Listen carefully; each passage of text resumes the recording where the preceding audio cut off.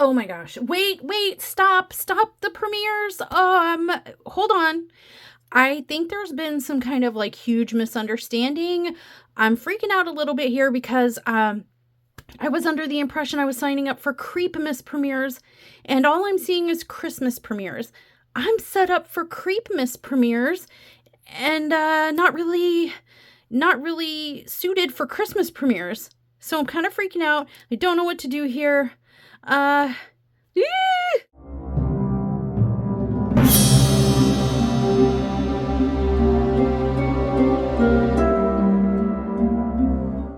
Okay, so a little explanation, guys. I have a friend named Crafty-ish Kristen, also a diamond painter here on YouTube, and she was hyping me up about these premieres, and she sold it to me as like, hey, sign up for this, it's Creepmas premieres. And I thought it was a little strange that my friend Crafty-ish Kristen, who's all pink and cute and cuddly and all that, was excited about Creepmas premieres. But she assured me Creepmas.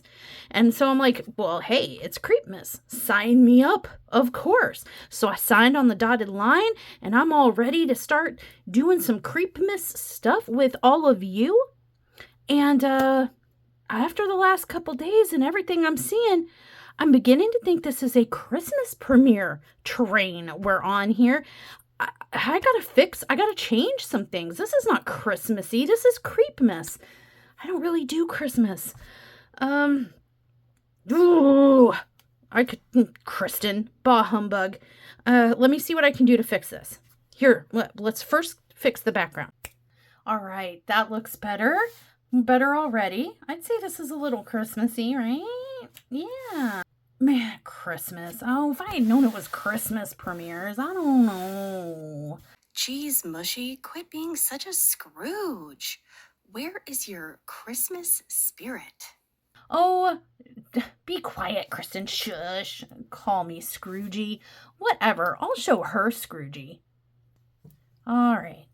Well, this is pretty benign and seasonal. Do some little snowflake keychains. Look at us.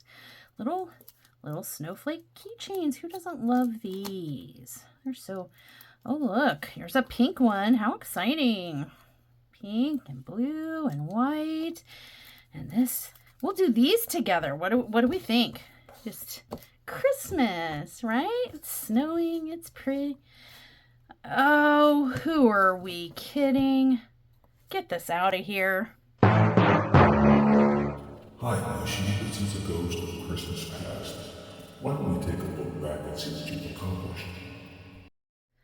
Well, I have to admit, when Kristen called me a Scrooge and that I needed to find my Christmas spirit, didn't exactly expect this, but here we are. So who am I to deny the ghost of Christmas past his request? Because I need to get through this premiere in one piece and good graces. So let's take a look at some dark and creepy diamond painting historic Christmas paintings. Ready?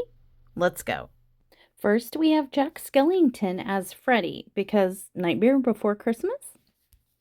Next, we have Freddy in a Christmas wreath with some Christmas lights, and this one's really cool because certain elements like the lights glow in the dark.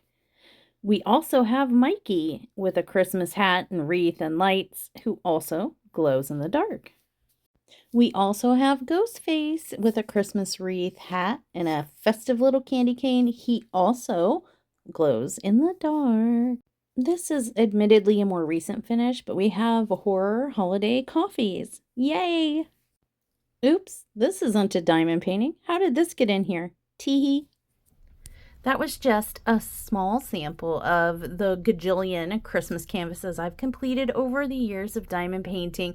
If I were to show you the entire Christmas completion library, you guys, we'd be here like all night long. So I just picked a select few to show you that Christmas can be Creepmas too.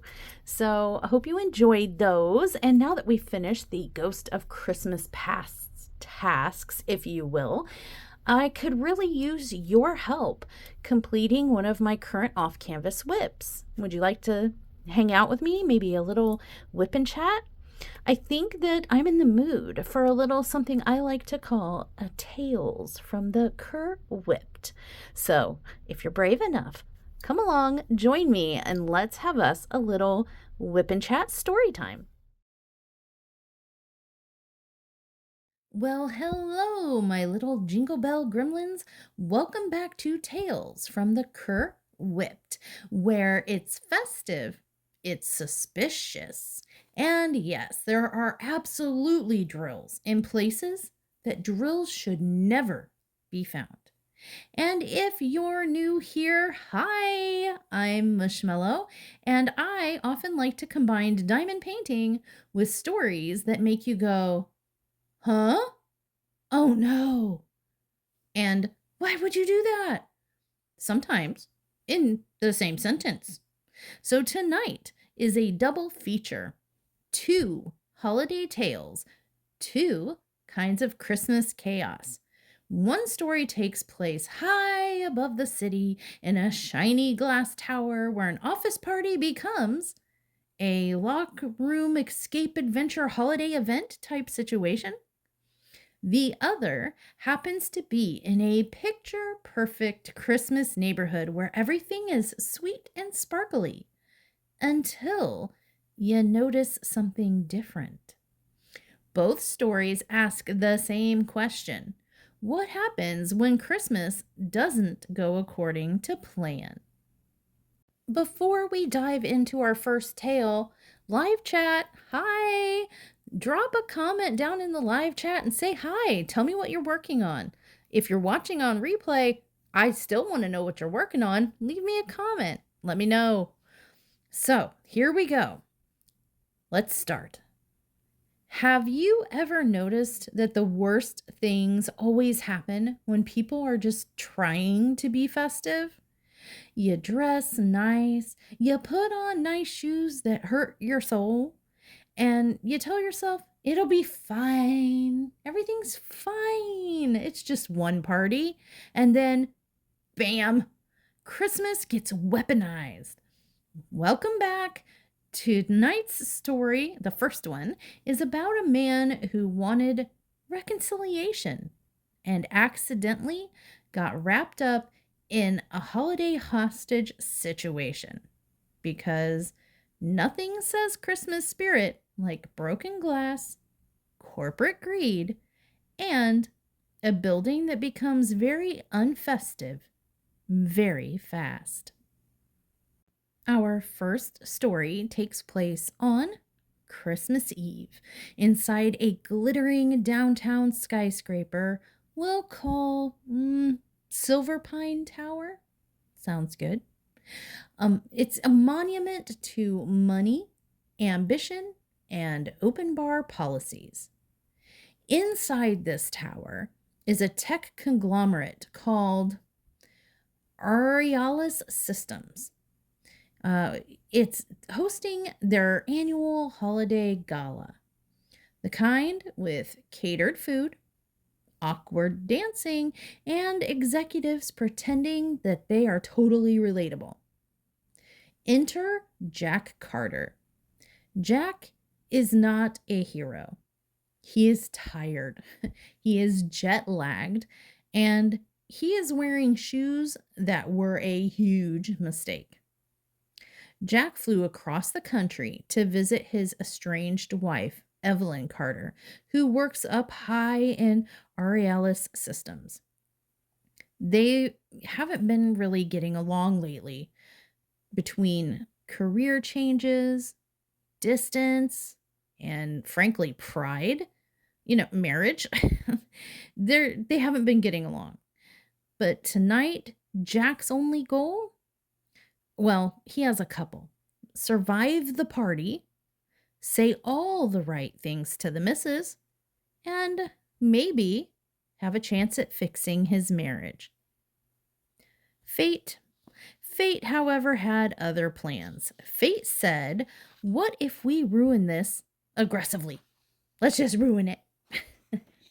So Jack is suffering through this party, and midway through, suddenly the music just stops. The lights flicker, And then a group of impeccably dressed strangers walks in like they own the place.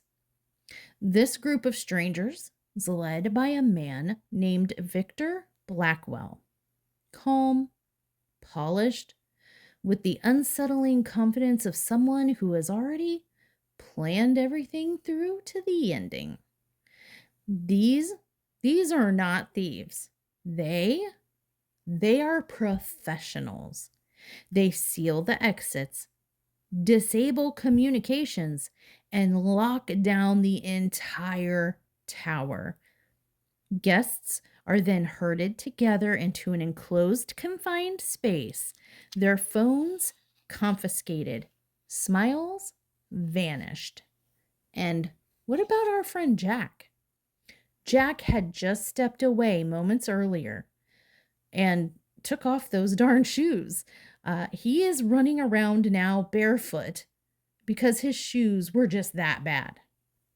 So while everyone else becomes trapped together by these, impeccably dressed bad guys, Jack, he becomes invisible. He's alone, he's unarmed, and very, very underdressed for what is about to come next. So, our friend Jack starts watching what is unfolding from the shadows. He watches as the takeover unfolds. Victor Blackwell, the head bad guy, he isn't interested in the people he's collected and entrapped. He's more interested in what is in the building, what the building itself is hiding.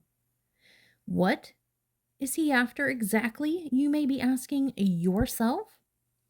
He knows of the secure vault, and it holds corporate secrets and digital riches untold, locked behind layers and layers of steel and arrogance. Now, our friend Jack, he tries to escape to go get help, totally fails. He tries to get help from inside the building, totally fails, and almost gets caught in the process. And it's at this point where our friend Jack realizes something terrifying. No one is coming to help. So he does the only thing left that he can think of to do. He becomes the problem. Jack runs around quietly sabotaging everything that he can that the bad guys are trying to do. He's, tripping alarms and booby trapping rooms and taking out guards, one at a time, all stealth like. And he's totally trying to disrupt the bad guys' plans to get into this vault. He doesn't do it in a flashy way and not really heroic. He's just stubborn and trying to survive. And every step he takes hurts because broken glass does not care about Christmas. Guess Jack should have left on his shoes. I don't know. This, by the way, is why I don't go to office parties. You either totally embarrass yourself or you get kidnapped. There's nothing in between. If you've ever been to a business, like an office party or a corporate business party, you know what I'm talking about. Anyway, back to our story. Okay, so the head bad guy, Victor Blackwell, realizes that some things are going wrong with his meticulous plan. Someone is interfering, but who could it be? Because everybody's been trapped in his little room. So he determines it's someone that's not invited. Thus begins a psychological chess match between our friend Jack and the big bad Victor Blackwell. They send messages through the building, some little notes on, indisposed guards, if you get my drift, or little walkie-talkie messages and things of that nature, taunts disguised as politeness and banter. Victor, the bad guy, remains composed, but Jack has a chip on his shoulder. He's getting angry and he's quite messy. He's just making a mess of the place, which somehow makes our friend Jack even more unpredictable to the bad guys. Security systems start turning against themselves. Thank you, Jack. And the building becomes this huge kind of death trap maze, at least if you're one of the bad guys. Police have started congregating outside. They know something's wrong with the building. They just can't get in. And Evelyn, Jack's wife, realizes that Jack is still in the building. I guess she forgot all about him until, she didn't. She realizes that he's still in the building and that he probably isn't safe, but she knows that if he's still there, he's not running. He's going to stay and fight. So, Big Bad Victor's plan begins to collapse because of all of Jack's little interfering and meddling and trapping and such. And what was supposed to be a clean and controlled sort of vault heist turns chaotic. Jack's injuries start piling up, but so does the damage he causes.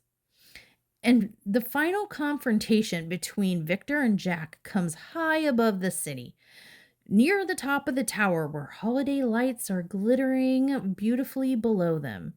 And consequences finally arrive. Victor, ever confident, underestimates the one thing he couldn't account for. Our friend Jack, a man with nothing left to lose and no intention of being polite. Gravity?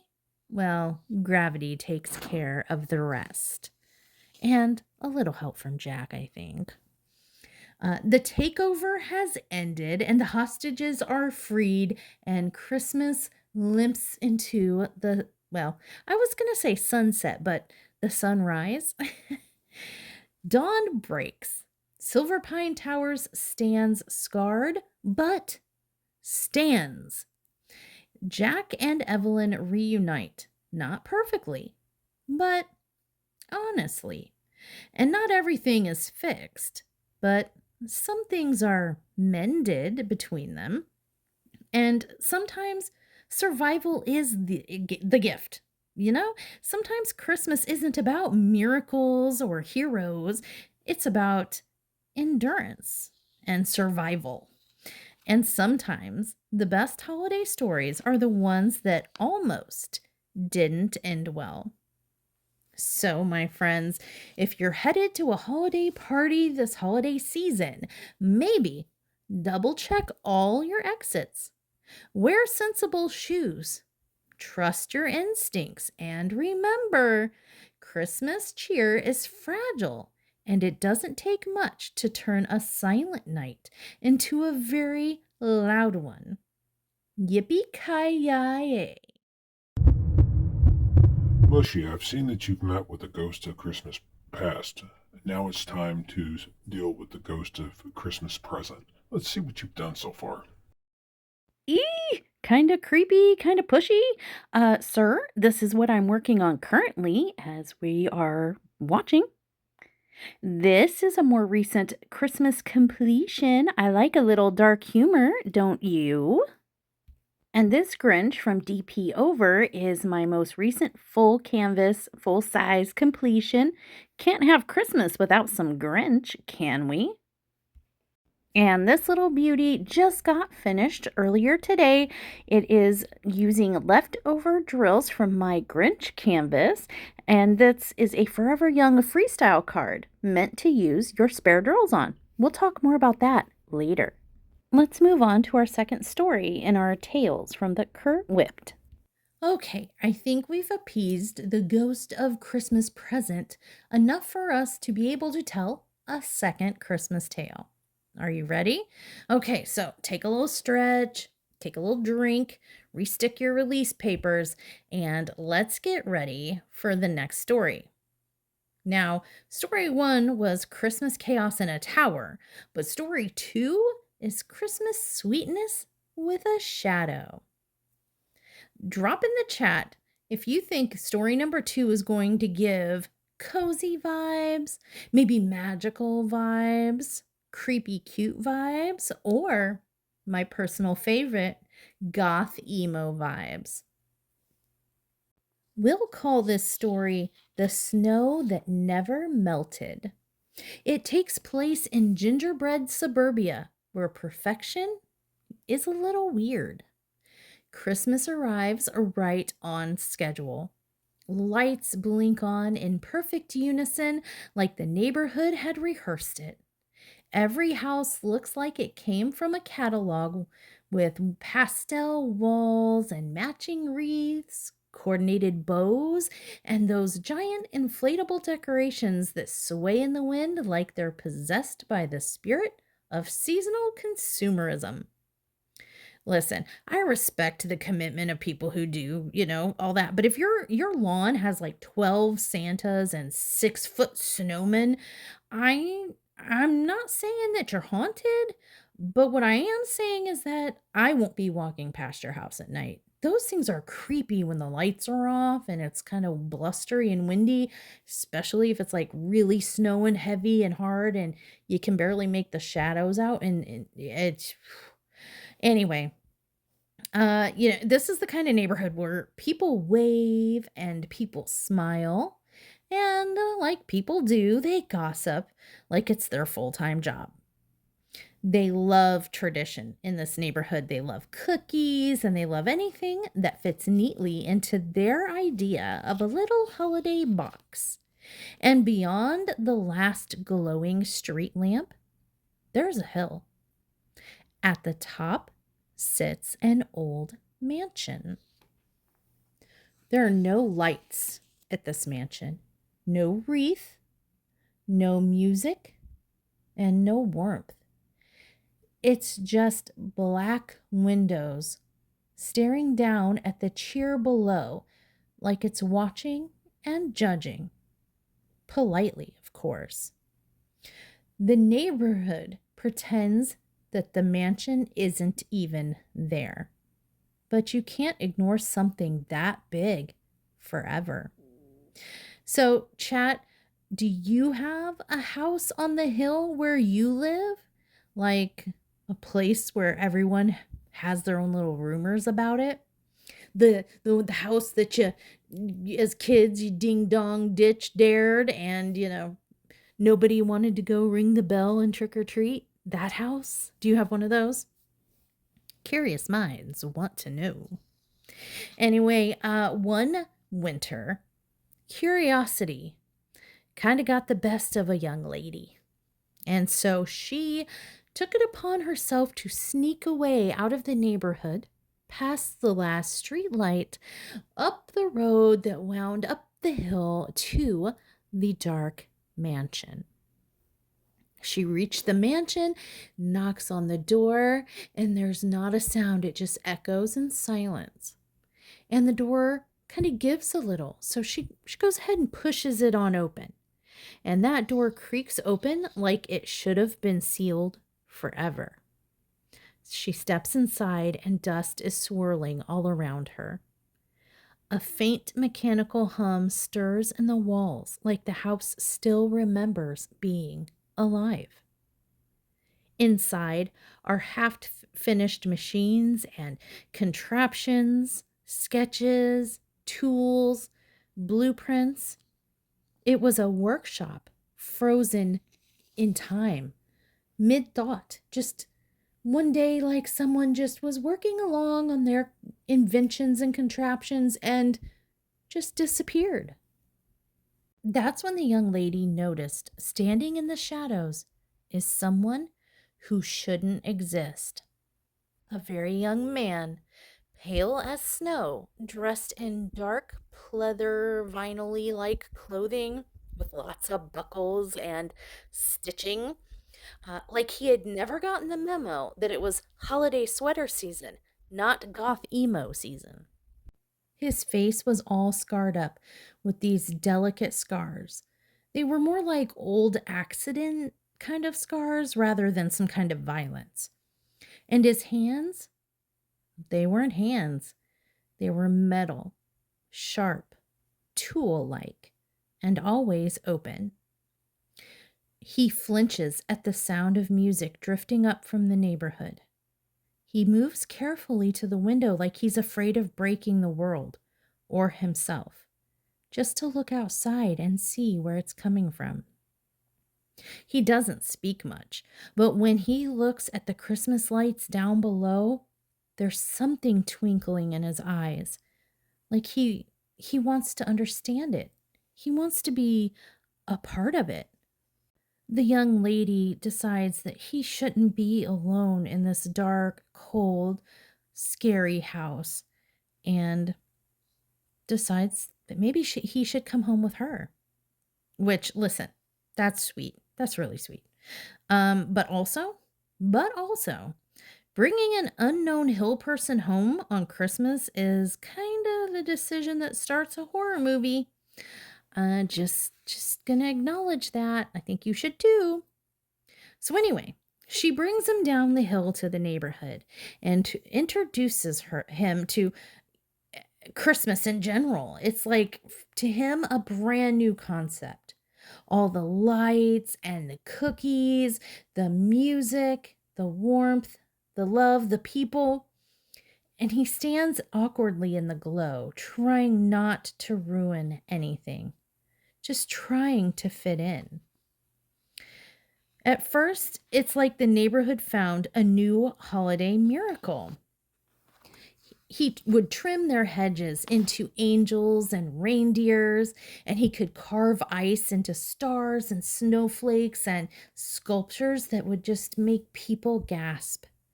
He could make snow fall in delicate swirls like lace drifting down on everyone. The neighborhood adored him.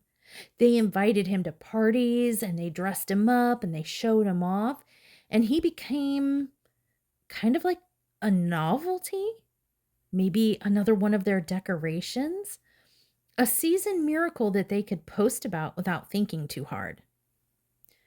You ever notice how people love different until it's inconvenient? Like, oh, look at that quirky thing. And the second it disrupts their comfort, it's actually, I'm scared of it. Yeah.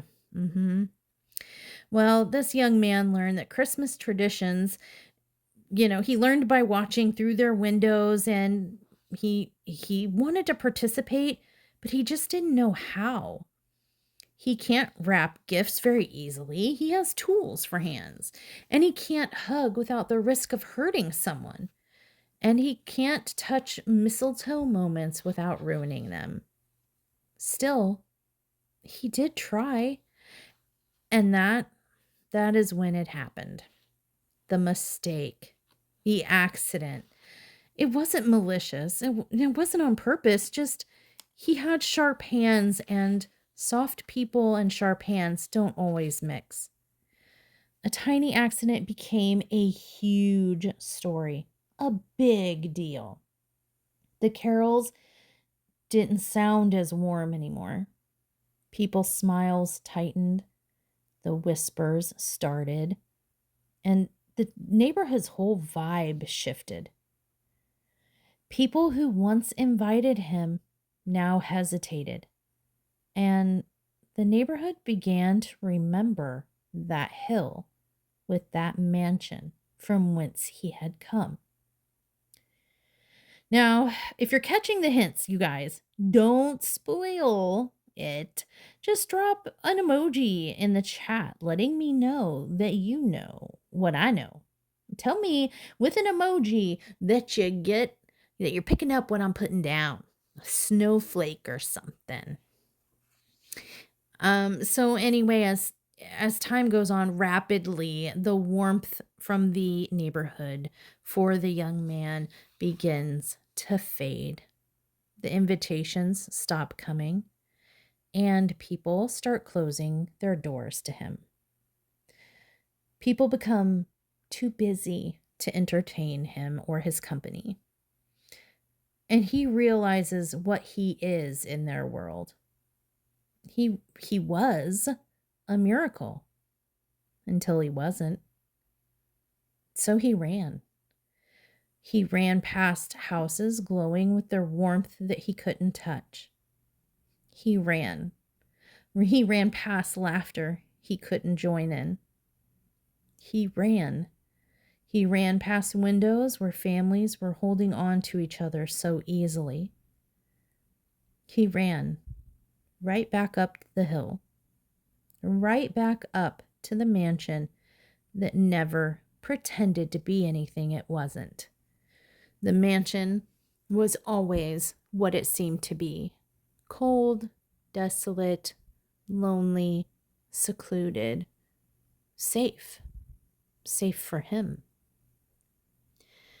And ever since the day that he ran away back up to his house, mansion, whatever, on the hill, every Christmas after that, the neighborhood would get annual snowfall. Soft, perfect, and make no mistake, it was not the weather. It was his work.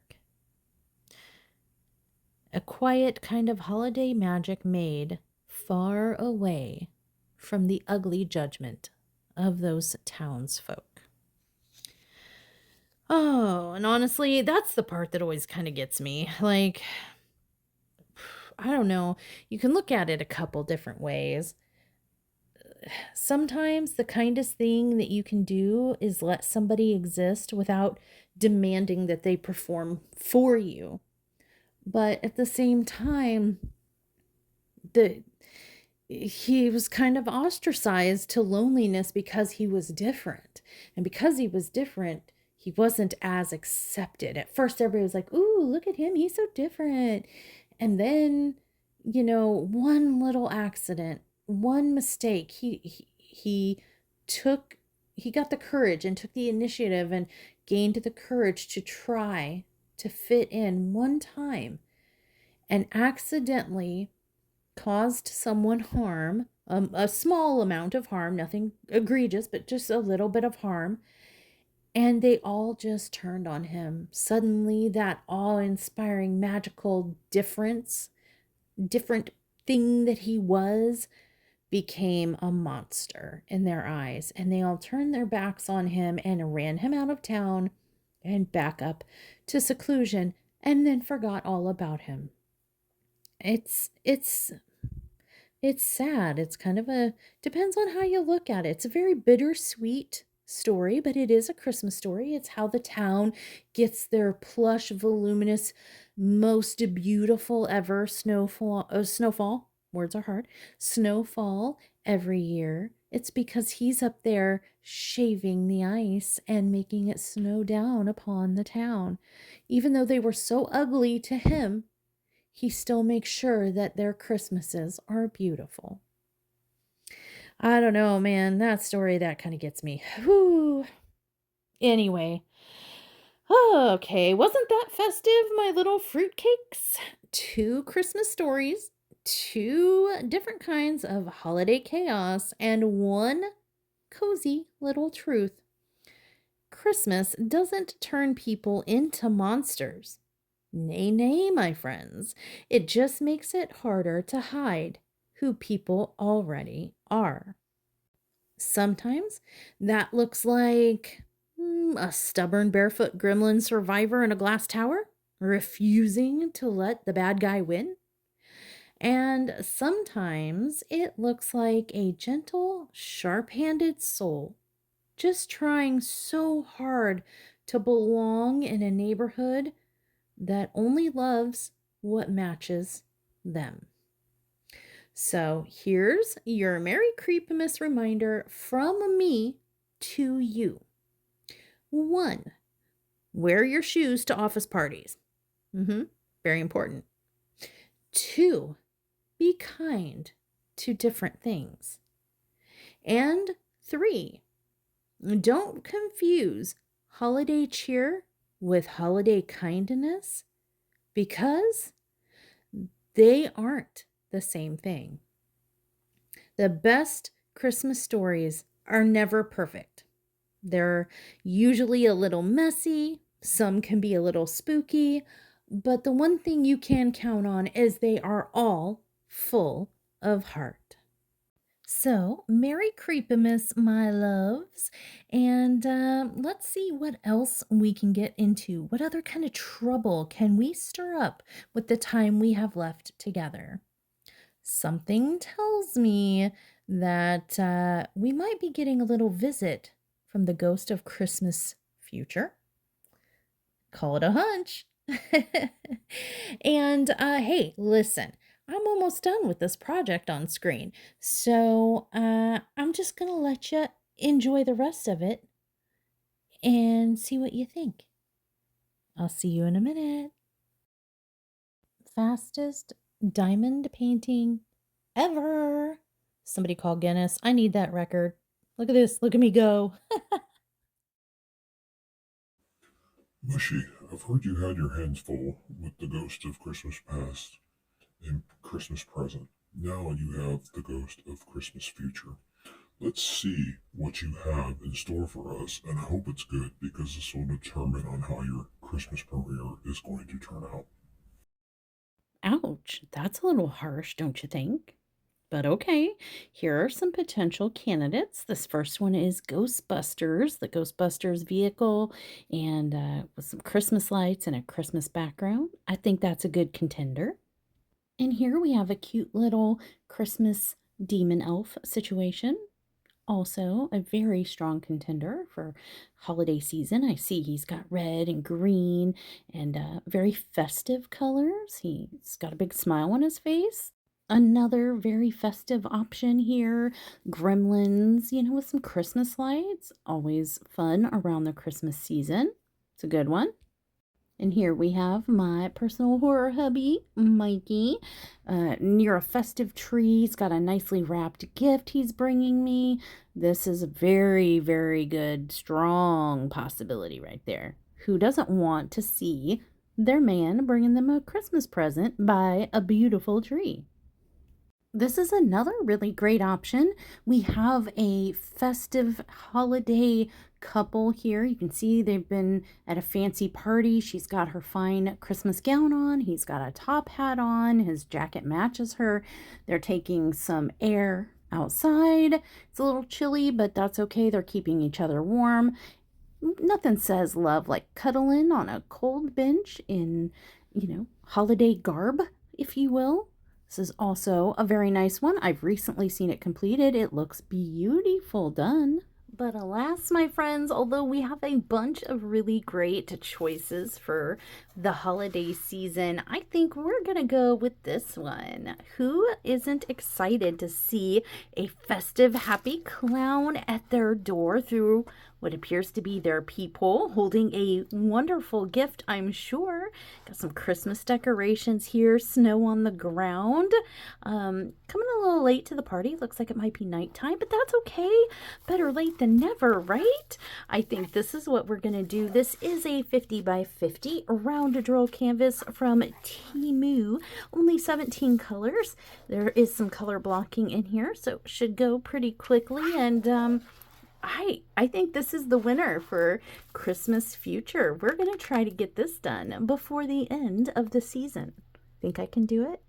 Oh, I think so. Did you see how fast I was zipping through that off-canvas partial drill project there at the end? That, Guinness World Record contender? Yeah, I'm Speedy McGee. But yeah, I'm really excited about this one. I can't wait to hear what you guys think. Let me move the light. You can have a better look. I know there are a couple of you that are going to be big fans of this one in particular, especially because of the clown element. You know who you are. And yeah, I'm excited. This is going to be the one for Christmas, a future, very, very short future, this future, right now future. But hopefully this will appease the ghost of Christmas future and I can keep my Creepmas spirit for another year. Well, guys, now that I have appeased the ghosts and Kristen and her holiday spirit being a little grinchy at the start of the video, forget about that. Listen, Missy, I am sick and tired of your piss-poor Scrooge attitude. Don't make me come over there to Arkansas and kick the dark and creepy stuffing out your backside. Okay? Okay. And I'm supposed to be the Scrooge-Y one? I don't know, that sounded pretty Scrooge-y to me. You guys, that was crafty-ish Kristen. No joke. Listen to the way she talks to me. Oi! I have appeased the ghosts, and now I'm feeling good, carefree, ready to tackle the day and tackle this, but we don't have time to kit this up together right now. But you know what we do have time for? For me to show you my balls, my Christmas balls. I'll be right back. So, some of you have seen these before, but these are just some glass ornaments. I only paid $8 for them at Hobby Lobby. The glass ones, probably I should have picked plastic, but you know, you live and learn. And I have been putting my spare drills in here, in these little doodads, if you will. And here they are, my friends, my balls, my Christmas balls. I have shown you guys these before. If you may or may not remember how full or not full they were, I haven't made much progress on these because I have found some other ways of, I guess, not disposing of, but like reusing, recycling, using up some of my extra spare drills. So those of us who collect spare drills, the excess leftover from our diamond painting projects and kits, there's a lot of us out there that do it, I'm sure. And this is one really creative idea, though. I did glass balls, but I also have found plastic ones in different shapes and stuff, and those are really fun too. Here's an example of one here. This is like the pinks and maroons. I got orange and blue fighting Illini. All right. We have some camo green and some camo brown here. We got red and black, pink and black. We have some blues, like a Jason theme situation here, and browns, because browns are my favorite colors. So I have been doing a little bit of this, but I have also last year concocted these little ditties, if you will. This is some little dollar store, see, Dollar General, $1, little almost like salt shaker jars, spice jars. They come with screw top lids, little Christmas designs on the front, and I made some for our family friends. This one was Jason's. He let me borrow it back so that I could show you, but I did some, you know, lake water blue and gray for the like fog in the forest and such, foam, white foam on the top of the water, and there's some trees to remind him of the forest because he's a camper and he lives in the forest. So there's that one. This one was more of a Freddy one. Got some nutcrackers on here, little wooden figurines that you don't want to get anywhere near a fire. And did red and gray for him. So this is another idea of things that you could do. And these are pretty giftable, nice little knick-knacky type gifts. Handmade element to them and really inexpensive if you're looking for things to do with your spare drills. But my friends, I have found another way to utilize spare drills that has been really fun, really gratifying, and I'm going to share that with you. One second, let me grab them. I showed you my balls, my Christmas balls. Ta-da! Here is my newest obsession for spare drills right now. These are Forever Young Mini Gym freestyle cards, and basically what they are is this is a pack of 24 different designs on these pretty stiff, kind of hard cardboardy postcard type situation. Looks like it has an address line here, but it comes pre-patterned, so it's got the symbols on it for you, but you get to pick the color, and you can buy these in square or round drills.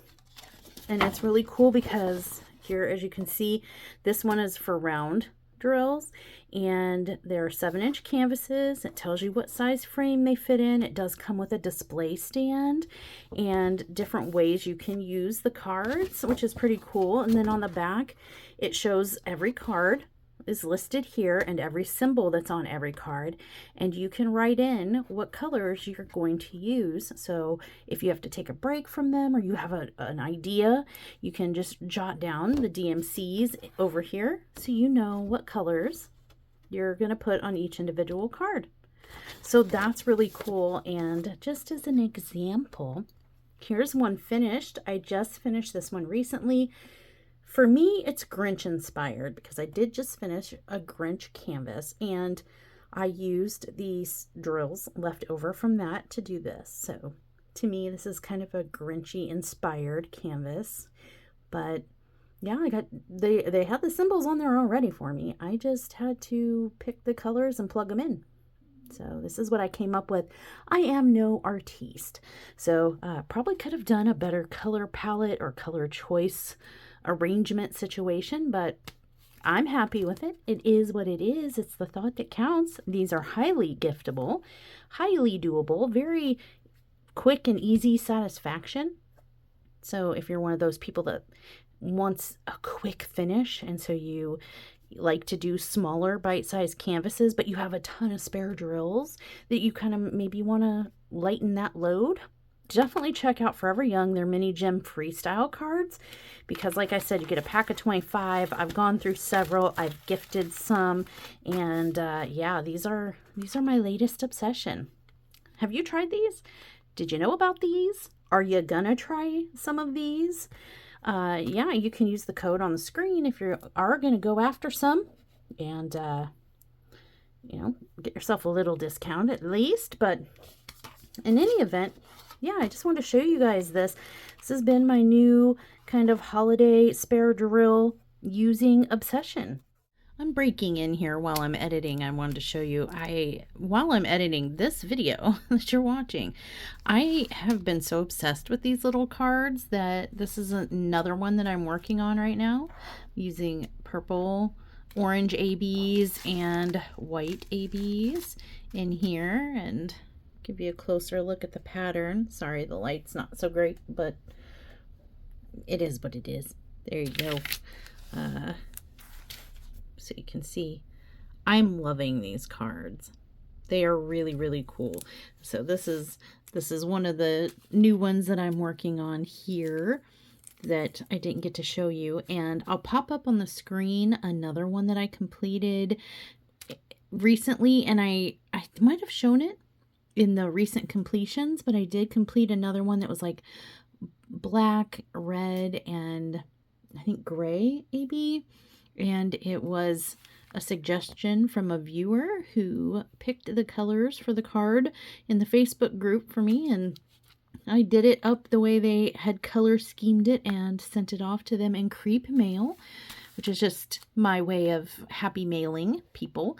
And yeah, I can't wait to see this one done. This gives me kind of, now that I'm seeing the pattern, a little bit of ugly Christmas sweater vibes, but I don't have the color scheme for Christmas sweater. But now that I'm looking, maybe it'll be like a ugly Halloween sweater vibe, but the pattern kind of makes me think ugly Christmas sweater. Does it make you think that? Words are hard. I am tired. But anyway, I just wanted to share with you guys that I really do like these, and I have been filling them out over and over and over, tons of them. In fact, I'm gonna actually have to buy a whole other new set, because between as many as I've been doing and then sending out as gifts for other people to be able to do some, I'm running out. I need more. But I really, really do want to know if you guys have tried these yet, or if you intend to. Highly recommend. That's all. Okay, back to the video. Bye. So let me know what you think. And with what little time we have left, I think I'm going to share with you guys a secret. So here's my secret. As some of you may know, and if you don't, now you're gonna, Crafty-ish Kristen and I are hosting an event. We're co-hosting an event in January called Pink and Black 2026. Here's our release papers from 2025, and Bee's Crafty Corner has graciously done release papers for 2026 for us right here. So definitely check out Bee's Crafty Corner for your release paper needs, by the way. But I have been prepping my canvas early, and there is one canvas in particular that I really want to do. However, that canvas was a square drill canvas, but it came to me with round drills, and I was really bummed. And if I'm being totally honest, it's a totally troll-esque canvas. I'm going to be trolling Crafty-ish Kristen with this canvas, but she doesn't know. Well, she knows it now. Hi, Kristen. But she came through for me because I said, hey, I got a square canvas. It's a square grid. Rounds don't fit on it. It's a square canvas, but they sent me round drills. It was Temu, so I didn't really want to fuss with trying to return and reorder and all that jazz. So I was like, hey, I remember, you got some art dots you want to get rid of, some art dot square drills. Do you want to pass them over? And she said, sure, but she doesn't know what she didn't know at the time, and now she's finding out is that it's for the troll canvas for her. It's a canvas I'm doing to kind of tease her. And so what I'm going to do with our remaining time is start switching out the round drills and putting in the square drills in our containers. But now I'm not going to show you the canvas because I don't want to totally ruin the bamboozlement, but she's going to get bamboozled. My friends, she is. I am absolutely going to bamboozle her, and I can't wait. So Pink and Black 2026 is, like I said, our event that we co-host. It's all about having fun and we kind of troll each other. It's positive drama. We get a little dramatic, but it's all positive stuff. Last year we did a rap battle and whatnot. You gonna send me some more white drills, Kristen?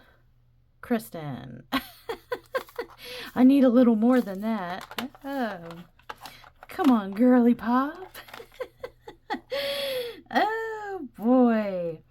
I'm just gonna set that there so I remember what color's what. Anyway, I'm very excited, so excited in fact, that I'm getting ready for the event early. And yeah, she sent me the ammo. She sent me the ammo to pick on her and to troll her. So thanks, Kristen. Thank you. Oh my goodness gracious. She doesn't know it yet, but she did this to herself. Quite literally did this to herself. I love it. Gotta love it. You should definitely laugh at her. If the schedule hasn't changed for the event, this premiere event situation, she should be on next. So make sure you send a whole bunch of pink. No, not pink. Send a whole bunch of black hearts in her live chat during the premiere. Crafty-ish Kristen is next, and her favorite color is black. Believe it or not, yes, my friends. Her favorite color is black, and I know that it would just make her entire live premiere so much specialer if you guys just littered her live chat with black hearts. I wouldn't steer you wrong, right? I wouldn't do that to you. You can trust me. Trust me, friends. So, again, that is Crafty-ish Kristen, who should be next in the premieres unless the schedules have changed. But when you do come across Crafty-ish Kristen's videos, any of them, really, but specifically this next live premiere that should be coming up, if you wouldn't mind just showing her some love and encouragement and fill that live chat with black hearts. Yes, my friends. Make her night. Let her know she's special.